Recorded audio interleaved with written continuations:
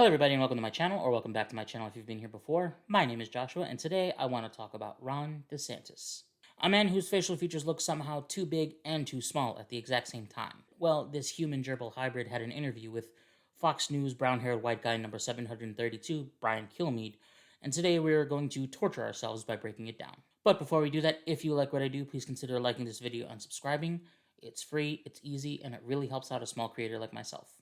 Thank you. I love you. All right. Wait. I need to fix this for you guys. All right. There you go. Much better.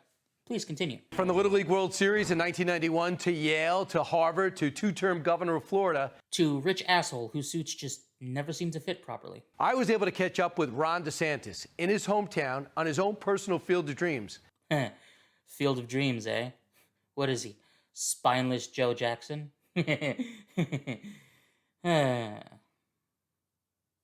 Moving on. What are your thoughts being here right now? It looks basically the same. Okay, I know I have a high-ass voice for what I look like, but you can't tell me you can look at Captain Fingerguns here and expect that voice to come out. How many days a week were you down here playing baseball? Well, for our 12-year-old All-Star year when we went to the World Series, we were 7 days a week. Okay, Ronnie, look. No one gives a shit about you in the Little League World Series, okay? All we care about are Monet Davis and this legend. At home, they call me Big Al, and I hit dingers. So Ronnie Boy here talks about how his hometown field was the spring training park for the Toronto Blue Jays, and that it was the best park he played in even through college. Then for someone who loves to portray this big, tough, take-no-shit exterior, he says this. So if you like baseball, this is a great place to be. And then, of course, the weather. I went to college in New England, and it was so cold. Oh, little baby Ronnie was so cold up in New England?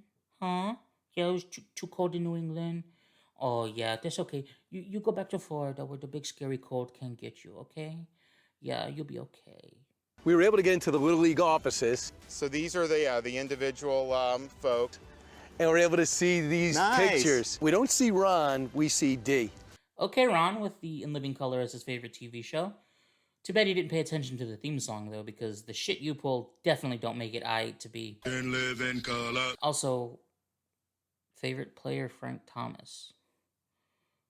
He's a White Sox legend. Wait. Ben Shapiro and his awful sister are White Sox fans, too. Shit, these people ruin everything. How did this guy can hit turn into a four-year starter at Yale? And I didn't know colleges were liberal at the time, okay? I had no clue what I was getting into with Yale. Didn't know colleges were liberal? You see, this is an example of something I've been feeling for a long time, which is that shitstains like Ronnie here and other conservative D-bags don't actually know what liberal or liberalism is. It's like they throw it around so much it's lost all meaning. Like a Gen Zer using the term gaslighting or intrusive thoughts. It was a historic institution. I figured, hey, I'm coming from Dunedin. If I can get a degree there, that's going to open doors for me, right? So you talk down Yale's liberal culture, which I have no clue whether it's true or not. I was a dirty art school student.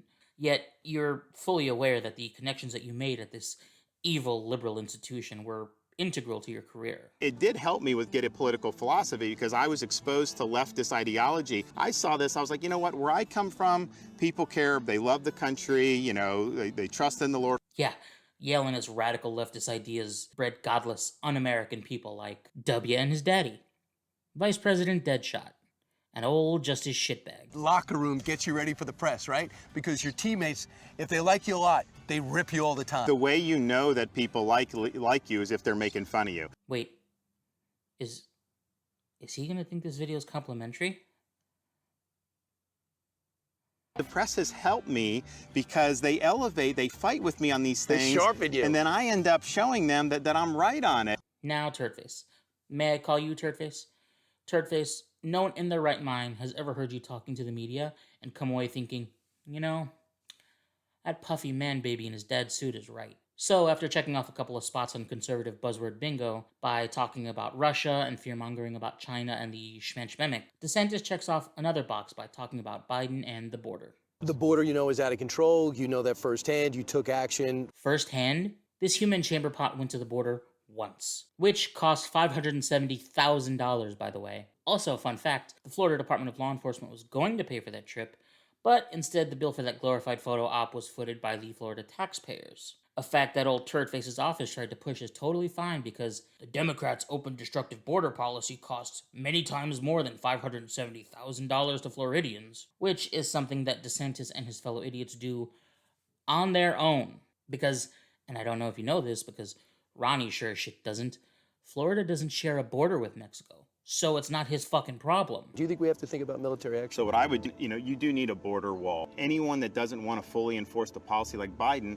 people are going to be able to come in, and we just can't have that. Okay, Ronnie, show me on the doll where the Biden administration isn't enforcing border policies. More conservative buzzwords, cartel, Mexico drugs, and of course, fentanyl. Then he uses this major television interview to take a strong stance on trying to find a loophole to let Novak Djokovic come into the States unvaccinated so he can play in the Miami Open. Huh. Weird priority, but hey, you do you. When you talk about you running for president, Tom Cotton came out and said, my kids are too young, I'm gonna wait. Would that factor into your decision, your kids being young? Look, he's gonna give a nothing answer here, and also he's a narcissist. He doesn't give a shit about what his family feels or thinks. He's going to run. I have no idea what's taking him so long to just announce it. DeSantis then goes on to tout his achievements as governor as a way to appeal to voters who might not see him as a viable candidate against Trump. And the issue with that is his achievements only sound good to people who are already going to vote for him. There's this strange notion that he has that because he gets so much press for his ridiculousness that all he has to do is talk about what he's done in Florida to voters across the country and they'll just start to follow him. He has been so secluded in his own bubble that he fails to realize that the Trump faithful will not vote for him. And the people that would vote for him aren't nearly dedicated enough to follow him in a fight against Trump. Also, there is so much more of an overlap of DeSantis voters and Trump voters than either of these assholes want to admit.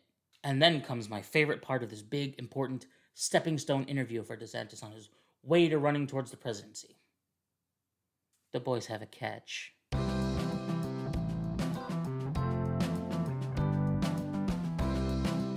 Isn't that sweet? If not this time to run for president, it's safe to say that that would be one of your goals? I would only do stuff if I thought there was a rationale for me to accomplish things on behalf of the people. Now, this is one of the biggest piles of bullshit I've heard in a long time. He will run for president from now until he retires, as long as he thinks there's even a bee's dick of a chance he can win. The difference between DeSantis and Trump is that while both are narcissists, DeSantis absolutely wants to implement his policies. Trump really only cares about his ego and his pockets, which, in turn, makes DeSantis much more dangerous. The interview then ends with the two idiots still playing catch. Look, DeSantis is a terrible human being. He believes and is actively working to institute bigoted policies in Florida, and so far, he's gotten away with some. Do I think he can win the presidency? No, not as long as Trump is around. But I urge Democrats to not see him as just another Trump. While not nearly as charismatic as Trump, he's much more nefarious. He needs to be taken seriously and met with opposition. Because if he isn't, and Trump is out of the picture, and the Democrats sit on their hands as they are wont to do, he will win, and it will be a nightmare. And that's all I have for today's video. I actually tried a little something different with this. This script and video was written and produced in about 24 hours, just kind of as a challenge to myself to see if I can do something a little more topical. So let me know in the comments what you think, and maybe I'll get into more of a habit of doing this. Who knows? But if you did like the video, please hit the like button and consider subscribing. It's free, it's easy, and like I said, it really helps out a small creator like myself. If you do subscribe, don't forget to hit the notification bell. That way you can be notified anytime my beautiful face is ready to grace your screen with yet another video. If you want to support me, please consider becoming a patron or donating to my Ko-fi, both of which will be linked in the description box below. There is actually a goal on my Ko-fi to help raise money to get me a new computer, because the one I have is a couple years old and was nowhere near top of the line whenever I got it. So I'm terrified every single day that something will happen that will cause me to not create content at all. Again, both of those will be listed in the description box below. If you want to follow me on social media, those will all be right up here. Other than that, that's all I have, and I'll see you in the next video. Bye.